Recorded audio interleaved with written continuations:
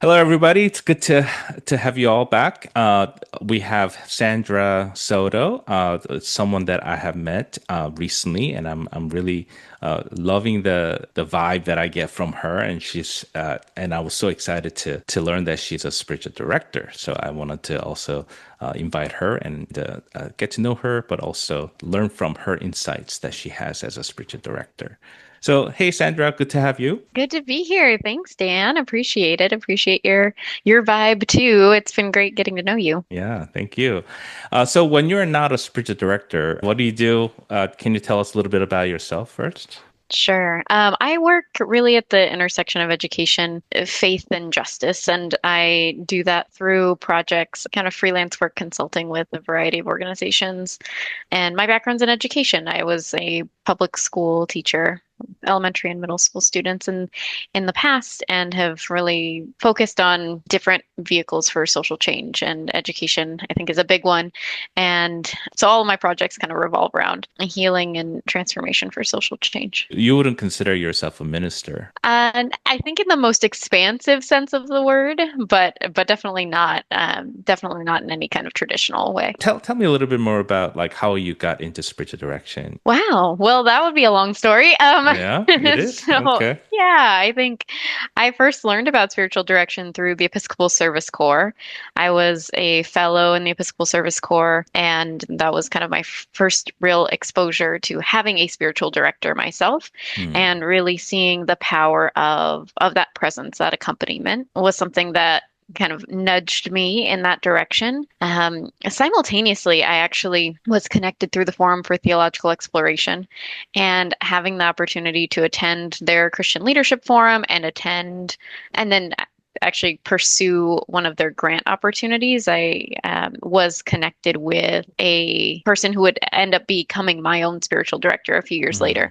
Hmm. And I learned then that she had joined a team that had formed a spiritual direction school that was specifically for training and empowering women of color and queer Hmm. women of color. And so that sounded really, really special and really something that I was interested in learning more about. So I learned more about that school and ended up doing that program. So shout out to Liberated Together, a spiritual direction school that I was trained through. So, initially though, did you know what spiritual direction was, or what made you want to give it a try? Like, As a directee, so I was, my first real experience with spiritual direction was as a directee, and it was a part of my program. It was just a requirement. So oh, was it? I Oh, was, wow. yeah, it was integrated into the Episcopal Service Corps model, Hmm. that everyone is paired with a spiritual director. And so that was my first experience with it and learning about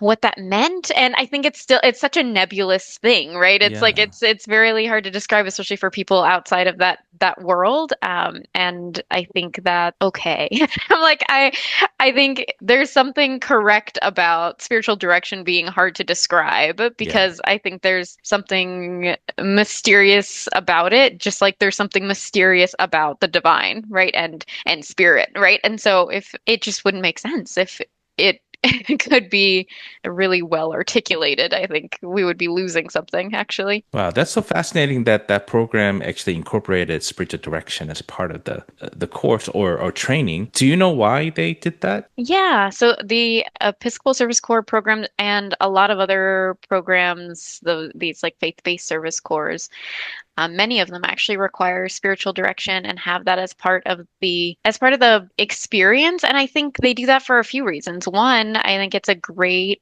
place to process. You know, those programs also include intentional living components Hmm.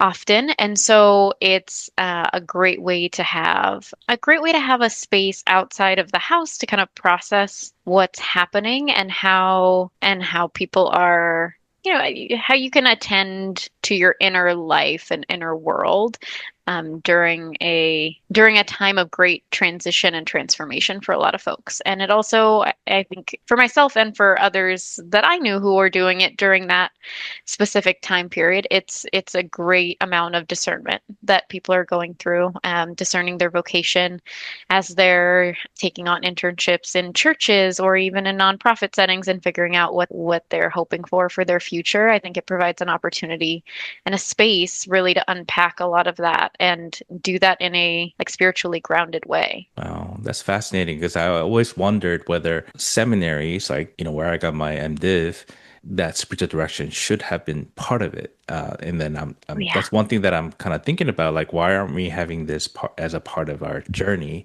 training journey? But it's fascinating that it was part of your program. So becoming a spiritual director, was that a choice that you made? Oh, yes. Yeah. So I think it was a choice in a sense. I'm actually remembering a conversation I had with someone I've known for a really long time at this point. Someone I met very early on in my time in Boston. And I've lived in Boston on and off now, but cumulatively for about 10 years. But I first moved here back in 2012, and I have kind of had this long-standing friendship with someone who said to me a couple of years ago now, after I had told her about spiritual direction as part of my life, having a spiritual director, she asked me to be her spiritual director. Mm. And that was before I had gone through any training program. And so that was kind of the wake up call for me of, hey, actually, you should probably go get trained because if someone's asking you to play this role, I think that's the community discernment part, right? I think Hmm. when we talk about discernment, I think there's the individual and then there's the communal. And when you're hearing like this is a need that I have, and someone in your community has this need and has already identified you as a person who has sort of those skills or dispositions to be filling it, then I think that's a nudge. That's a nudge, and listening to those nudges is something I'm always striving to do. So that was kind of what pushed me in the direction of becoming a spiritual director or pursuing that as an opportunity. I already knew about the school. I was like, okay, maybe now's the moment. Do you think that was I don't know, how do you like being a spiritual director now?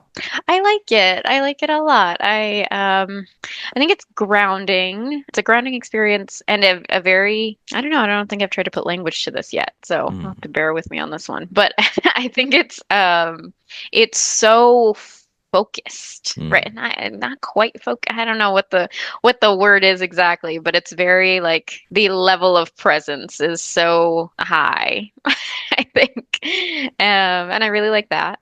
There's kind of an intensity about it in some ways, right? Because on the one hand, right, you're kind of creating a space, or I try to create a space for rest and Mm. for renewal and but also for like some hard introspection sometimes, and for grief and for any, all of the different things that come up in a spiritual direction session, which is pretty much anything. And I think doing that is such a unique thing, but a thing that like to me makes me need to be alive and attending to all of my senses. A really different kind of experience. Mm. I hope for directees and definitely for me. Yeah, the spiritual directors, they tend to be somewhat connected to some sort of a ministry. You are operating more in the outside the church context or ministry context. So, where do people come from, your directees? Yeah, how do they find you? And then where do they tend to come from? It is still word of mouth. It's just not necessarily through a specific one particular church community. I am part of a couple of different churches, and I think some, people at church know that I'm recently trained spiritual director. We, as a cohort in the program that we were trained with, often refer clients to one another or directees Mm. to one another. So that's another way that I've gotten connected with folks is just by maybe someone in my community who like I either have too close of a relationship with or for some reason would not be a good fit for me. I would refer out and vice versa to other people in the cohort. And I am kind of doing a lot of work in a lot of different in a lot of different spheres. So it is really nice to be able to have kind of that extended reach in different networks. I feel like in some ways, not that there's always problem to be solved. There are things that church ministers, ministries, nonprofit organizations, and they're all always trying to address something. What does spiritual directors address that they might not be able to address? What sets it apart? Yeah. Yeah, I think spiritual direction is a space to just show up and be in a way that is unique. I think it differentiates it from therapy, right? Because in therapy, there's the clinical and sort of approach and problem-solving approaches. Depending on the tradition, can have very different responses as well. But also, I think even in friendships and day-to-day life, right, and with churches and with therapy, right, and in many of those spaces, there is a problem solving often bent to something. If someone comes in with a problem, the Yeah. response is to try to Yeah. solve it with them, Right. right? Right. I think it's natural. I think it's a natural thing to do. Spiritual direction, I think, is trying to be present to it. And I don't know that we have other spaces like that.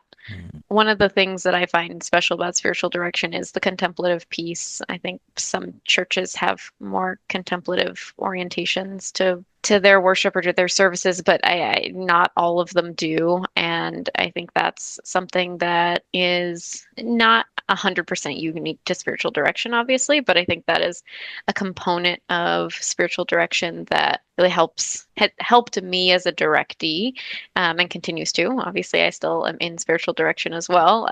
Something that helps me center down, as I can hear Howard Thurman in my mind as I as I say that. But I think that is something that can be really unique about spiritual direction. So when you say spiritual direction offers presence, from their mind, I'm like, why would I want that? Because I think we're motivated by like, I need to fix something. I need to make my life better or improve it. So when I hear you say, yeah, we offer presence, um, I don't know if they would understand why they need that, want that, or Sure. why they should try. So what would you say to that? I have been in those conversations Yeah. for sure. And my response, and I have been on the other side of those conversations too. And I think what sometimes, depending on who I'm talking to, I'll just say, just go, just try Yeah. it. Just try it, you'll see. Right. So that's one answer. Try to experience it, and then maybe that'll help. Mm, Because I do think there is something that is, you do kind of have to try. But yeah. I think it's about listening. The one word that I don't know that I've said yet is spiritual direction is also about being able to listen. Mm. And we're like busy talking a lot when we're praying. I'm like, I don't know about all that. I don't know about all that talking. I think we might need to listen. And so When you say listen, you mean like you listen or the directee listen? I Mm. think we're both listening for spirit. I think we're both listening for what's moving within us. I think that's a big part of the role of the spiritual director is to be listening to not just the directee, but to right under the words of the directee and around and behind and in front of them. I think it's all of those pieces, and I think it's helping create a space where the directee is learning to listen to themselves and to spirit within, to notice those movements. Mm. And I think that's part of the beauty of spiritual direction. Yeah. It reminds me of some of the hesitancies that I've heard too. People say, I don't know how to listen to God. That's why I'm I'm coming to pastors or somebody to tell me how to listen. So for those of folks that are listening and wondering, I don't know how to listen to God. You mean like in spiritual direction session that can happen? Yeah, absolutely. How Yeah, does I that think happen? that's I don't know. Like, uh, sorry, I'm giving you a hard time, but yeah. how does that happen? I don't know. No, I think it does. I think it does. I think I think for me, I'll speak for my own experience. I think for me, it's been through a lot of those contemplative practices. I think that centering prayer, I think that two-way prayer, I think that um, embodied practice, that body scan, that breathing, that it's not just the questions, right? I think it's also the practices. I think it's also the slowing down. I think it's all of these pieces together. Mm. That knowing that it's not going to be changed to a conversation about how to fix something. Yeah, I think all of those pieces together and always a little dash of mystery is what does it. I don't know. Well, so let me ask also in a different, I think you already kind of touched upon this, but let me ask the question so that maybe you can re-summarize it, reorganize the sharing a bit. But the question that I have for you is like, what need do you believe spiritual direction meets in Christians that is often missed in church life? Well, little question I see. All right. I think some of the stuff we've touched on, right? I think Yeah. a lot of the spaces I've been in, at least a lot of the Christian spaces I've been in, have focused on the talking more than the listening, right? And I'm a person who appreciates lots of different worship styles, and this is part of why I have multiple churches, and I think there's there's kind of a beauty to the variety, to all of the different ways people Mhm. are connecting. But I think spiritual direction gives us a space to do some of that connecting, and listen for what is true to us, Mhm. right? And I think there's something important about that shift from I have to go to church to reach God, right? And I have to go through a pastor or a priest to connect. I think there's something powerful and important about seeking that within and Mhm. about seeing how if you can do that and I can do that and we can do that together, Mhm. right? There's something about that that is the body of Christ, right? Isn't that a piece of it, right? I think inherently. So I I think it's that interconnectedness, right? If I think about my own understanding of spirit and the divine, right? I think there's something about that interconnectedness that is crucial Mhm. to my understanding of the divine, and that is kind of most possible when each of us are sort of tuned in to that within ourselves. And so as spiritual directors facilitate spaces where people can tune in and listen and hear and see the divine working in themselves and ourselves, we are strengthening our ability to connect with one another and create that beloved community. Mhm. How has becoming a spiritual director shaped or changed you personally? It's a really beautiful thing. It really is. It's an amazing honor to be able to witness people's journeys in that way. And I think for me, that has been, yeah, I think that's been a really a space of gratitude. Mhm. Yeah, I think I've been really grateful for the opportunity to have the trust of people to be able to do that work with them. So I am still pretty new. I've been a spiritual director for less than a year, actually. Yeah. And Okay. even in that time have been really astounded by the trust that people have put in me and have tried to honor that as much as possible and kind of been walking alongside people as they're navigating just so many different things. It's been such a it's yeah, it's been an honor and just such a unique opportunity. Yeah. I'm sure you get to see, yeah, when you say the journey that you get to observe as people go through this journey and transformation.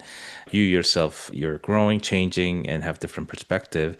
So that's why I was like, I'm always intrigued by what kind of perspective spiritual directors have when we focus on church and church ministry and where we are today. As a spiritual director now, like what do you see now as the biggest challenge facing the church today? I think one of the issues that I am seeing is the focus on getting people in the door rather than a Mm, focus on what the church's mission is and how it can mm, be accomplished outside of the church's doors, right? What does it mean to live? What does it mean to live as a Christian rather than how do we get more people in the pews, right? And mm, I think shifting that conversation to really focus on what it means to live a life Jesus at the center is a very different orientation, mm, and an orientation that we need to be more focused on as we prioritize as we prioritize. I think Christianity also has an identity crisis. mm, Um, I think Christianity has an identity crisis as white Christian nationalism or white nationalism is taking on the label and running with the label of Christian. mm, And I think it's a really hard moment for people who want to live a Jesus-centered life mm, to label themselves as Christian in this moment. And I think that's something that I see in spiritual direction all the time, actually, is how do you deconstruct harmful theologies and reconstruct and live a life you're proud of as a Christian and with that label and how do you navigate that label? mm. I think is a big question for a lot of the directees I've worked with actually. Yeah, it is a big identity crisis. So it is so challenging to know where to begin.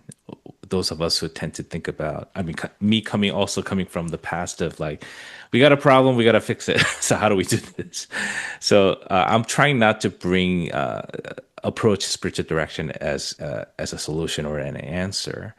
But there is, now that I've experienced it too, there's something that's so beautiful. Sometimes it's hard to articulate what the beauty that we experience in this.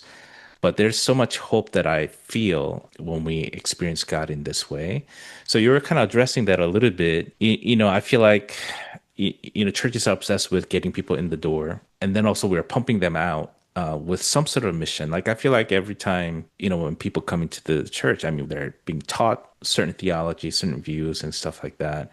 So, I mean, to a certain degree, people do become missional, but I feel like what you're addressing when we experience Christ centeredness through this kind of approach, are you saying that that mission or that view of the world changes? Like it's different from what we have been experiencing in church experience? I think there's something important in being able to access one's inner world. I think there's something powerful. There's some sort of powerful shift that happens that maybe does not happen without that. Mm, In terms of understanding, like we were talking about earlier, understanding that interconnectedness piece. I think there is that hearing the sound of the genuine, right? mm, There is that if I can hear the sound of the genuine in me and you can hear the sound of the genuine in you, I can go down in me and come up in you because the mm, sound of the genuine makes the same music, right? Howard Thurman tells us, right? We need to be able to listen, and if we can, then I can see myself in you. mm, And if I can see myself in you, I can't take away your health care. And if I can see myself in you, I can't leave you on the street. I mm, can't. I can't.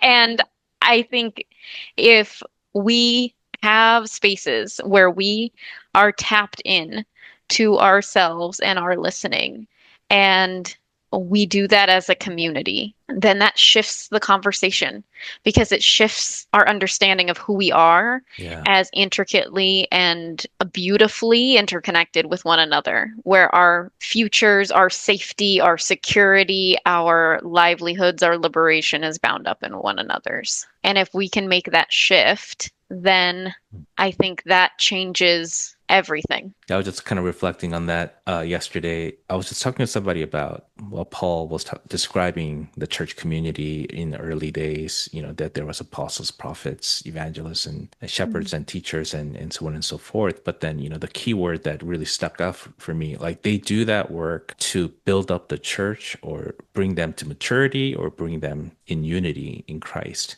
And then I feel like, when I look at today, first of all, it's rare that we find these roles all working together in a church community, first of all. We're missing some of them. And also, I feel like what's missing is the listening component that you're talking about. When apostles, prophets, evangelists, teachers, and shepherds, when they don't apply or practice listening, I feel like that's when we experience a lot of toxicity. But if we're not taking time to listen, we're only hearing what we want to hear from God, not from one another, and it doesn't challenge us, it doesn't humble us, and so we just get so used to just speaking and speaking and speaking. And today, we don't have to bring spirituality into this conversation to understand this, but politics they don't listen. So when we don't listen, I don't know how we can ever become united in any form. Yeah, the listening component just seems like such a missing piece in our journey today. Yeah, and I think that's a big part of what spiritual direction gives us space for. Mm, Gives us space for and does it in a way that is unlike most others. Like I think those practices, I think those bringing your whole self in and that's a I heard you say body, right? Like those I'm guilty of it. I'm I remember a friend once said, that I treat my body as if it's just a vehicle to bring my head around, mm, to move my head around, right? And that was a moment of I really need to do something about that, I really need to do something about that. And I think the tendency, I mean, I'm in Boston, we're in Boston area. I think it's even worse up here. The tendency to intellectualize mm, everything, right? And it can be a comfortable place to be. And also, we're losing so much if we mm. stay there. We're Yeah. losing so much, and we're losing too much. So, I think it is that tapping into the body, tapping into the heart, and listening. So speaking of listening, I mean that's a formal practice, and some people might wonder, like, I don't know how to do that. So is there a practice that you can suggest to us to become better at listening, or what would you suggest for others to try? There's so many. There's so many. Well, pick I your I think favorite. Well, I don't know. I don't. Maybe there there's is no so favorite. Maybe that's not a good question. Yeah, But I yeah. really think it depends on the moment. But one that I've loved, one easily accessible one, I would say, is spending some time outside. That's one that I have to remind myself of often. Like walking in Like nature kind of like thing. go for a walk in nature. Yeah, yes, exactly. Or even, I mean, I think for a lot of folks, near water is really special. One that I love in community is singing and chanting, and I think that can be one that helps me hear better. And I'm a writer, so any kind of journaling is a favorite. Poetry writing. There's a lot that can come out when you're writing that doesn't come out when you're just thinking it or holding it in your head or Mm. even talking about it with another person. So for me, I do like some writing time, but I think it's more a matter of having people try things out, try out a few different practices and see what works for you. I like candles, so I'm a candlelight, like let's light a candle. I know some folks have the seasonal scents. So that's always a fun one for me. Like, okay, it's fall. I've got my apple candle, I've got my journal, I have my blanket, my sweater, and we're here. We're present. There's nothing else happening. Mm. The phone is outside. The computer's off. It's just this. I have a question about, like, so folks who live in the city or in urban setting, they may not be near the water, or they don't have access to forest or nature. So would this work in urban setting? How would you guide them because they're in the middle of noises and car honking and busy streets? Can we enter into that space of peace and connection with God in urban setting? Absolutely. Absolutely. I think a few things about that actually. One, I think nature is everywhere, even in urban settings. I'm in Boston, and I think there's a lot of opportunities to be in nature, even in the midst of the city. That's beautiful. I mean, Franklin Park is an amazing place to get lost in. The Arboretum is an amazing place to get lost in. I think even in urban spaces, there is that opportunity somewhere to be in nature, and nature is it's also everywhere, right? It's the park down the street, it's the tree that you're walking by when you're walking down the street, even with the car honking nearby, right? And I think one of the necessary and important challenges is to be able to listen in the midst of the noise, right? And so it's definitely not the easiest piece, but I think there is such a value in the contemplative walk with the cars next to you, and being able to listen in the midst of that noise is what we're asking ourselves to do in terms of in our day-to-day lives. So when Mm. we're trying to make difficult decisions, no matter what field you work in, when there's lots of noise and you still need to listen, and you need to use that listening skill to make those tough decisions in the midst of the noise around you. So I think that's really important, and it can be really helpful to also be able Yeah. to get away from it Yeah. sometimes. And so I would say both. Both are really important. I had the opportunity to do a prolonged silent retreat at one point, and it was incredible. It was Mm. incredible. And I think that if you have that opportunity, please take it, and also there's such listening and such wisdom and such beauty that you can access in that. And there's a different set of that you can access in the midst of the noise. And it's kind of important. I think it's important to cultivate both. Yeah. I thank you for that because I do love take walking around my neighborhood, my city as well. I'm in Hyde Park in the city of Boston, and I walk around and I do take time to like ask God, like God, what are you trying to say through this community? Like, what does this community say about God, and what does God say about this community? For sure. Yeah. And, what do I need to see? Lead me. Right. Where do I need to be? Yeah, and I love Bring that me. that kind of Yeah. listening really always takes me to just want to pray for that community. Like I meant to just listen, but then oftentimes just leads me to my heart just wanting to pray for that community, and then I want to get more connected. So where do you see spiritual direction fitting into the future of the church? I ask this question because oftentimes in our Protestant circle, spiritual direction is still a very new thing, or we're not familiar, or it's not new. We forgot about it, so we haven't heard too much about spiritual direction in Protestant circles. So do you see spiritual direction fitting in our church context? But I think another question that I want to put on top of that is like, should it actually stay out of church? Like, I didn't ask this question to other spiritual directors, but because you operate outside the church a lot, so I want to ask, like, is there benefit to having spiritual direction come into the church, or should it stay out? Interesting. I think both. I think both.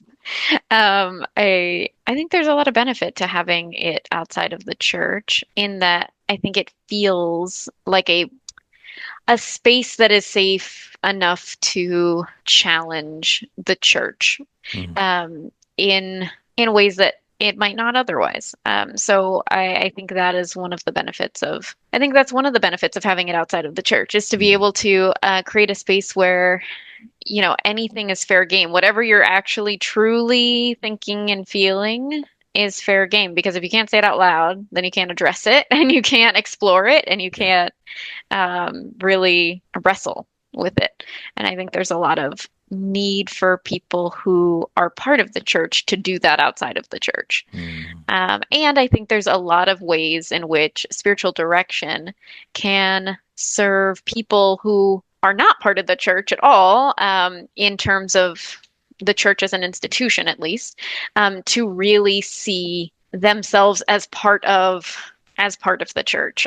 So I think it does a few things. I think it can bring people in because, hey, actually, if this is kind of part of a church and I find such value in this and this is powerful and this is transforming my life and this is a healing space for me, Mm. then maybe there is something to that church thing after all that I didn't think I was a part of, right? And so I think it can serve that role.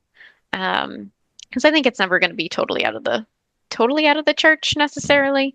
But it also doesn't have to be totally within the church. And I am a person who loves a great in between space. So this is the perfect place for it, in my opinion. Yeah. Okay.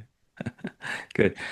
If somebody were to want to become a spiritual director, do you have any word of advice for them? Yeah, I think um, asking about what's calling you to it, right? What are those nudges? What have been nudging you to that? And on a practical note, a good spreadsheet comparing programs is never a bad Yeah. idea. So what was the program that you went through? Is that open to others or is that They do yeah? have cohorts, but it's called Liberated Together, and they have new cohorts every year. There's a website, liberatedtogether.com. It has a spiritual direction school. You can find it on their website, and they take applications each fall. Okay, sounds good. Uh, I have one last question, but before I ask that question, is there anything else that you want to add or comment on, or anything that you feel like you didn't get to say that you want to say? One thing I would say is young adults and people of color are particularly are two groups that I think of a lot when I think of spiritual direction. Mm, One for young people, I think it's and I'm using that very loosely.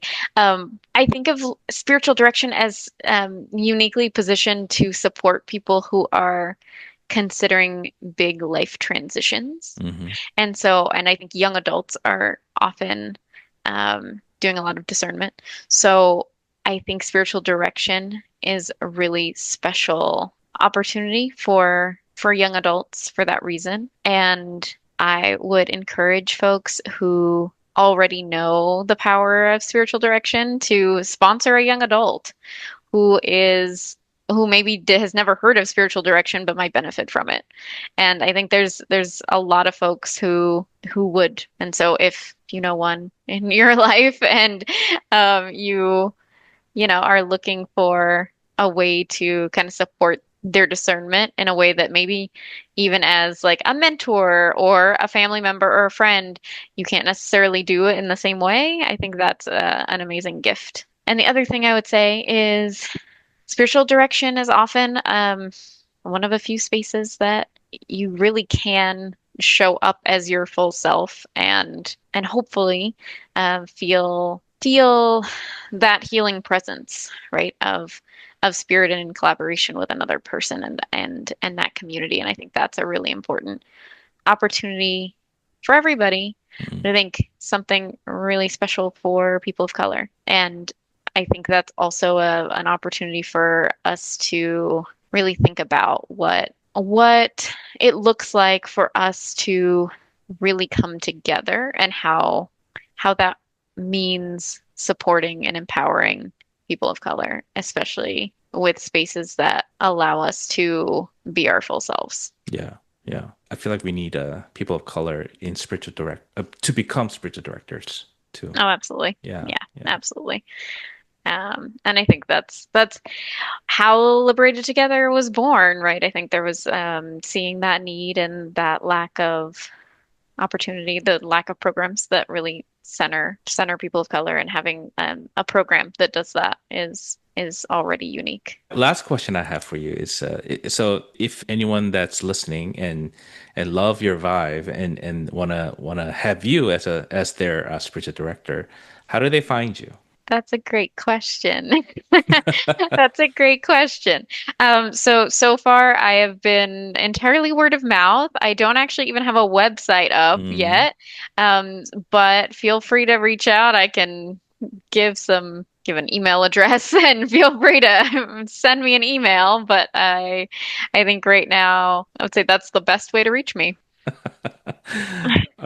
Do you feel comfortable sharing your email right now, or Sure. should I Yeah. don't know because people who are listening are like, okay, I don't know your email. Okay. It's for sure. You can reach me by email at smsoto63 at gmail.com. Sandra, so S-M Maria Soto, S-O-T-O, at 63 at gmail.com. And I'd love to hear from you. Sandra, it was so good to have you today. I'm so grateful for your insight. I'm learning a lot, uh, yeah, I'm so inspired by you. I hope that more people take advantage of your availability and your giftedness, and yeah, that you can continue to bless our community, our journey, and people who are going through that deconstruction and reconstruction. We need more of this. So thank you so much for serving in this way. Thank you for having me, and thanks for everything you're doing. Okay, thanks.